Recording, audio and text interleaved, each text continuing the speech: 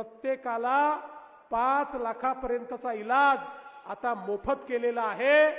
आणि मला सांगताना आनंद वाटतो, मागच्याच महिन्यात आम्हाला काही लोक भेटले, ते म्हणाले की साहेब, महात्मा फुलेच्या अंतर्गत 5 लाखापर्यंतचा इलाज तर तुम्ही मोफत केला, पण त्याच्यामध्ये 1300 आजार आहेत, पण अनेक असे आजार आहेत ज्याचा समावेशच त्याच्यामध्ये नाही। मग त्या आजारात आम्ही काय करायचं?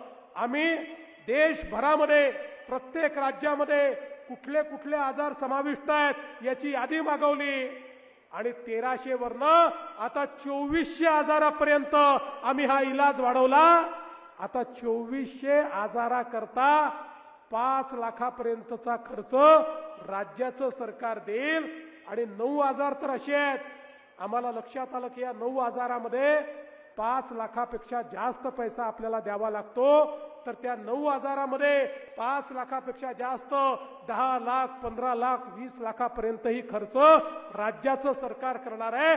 कोणालाही पैसे नाही म्हणून ऑपरेशन होत नाही, पैसे नाही म्हणून इलाज होत नाही। अशा पद्धतीनं आता अटी शर्ती पण ठेवल्या नाही।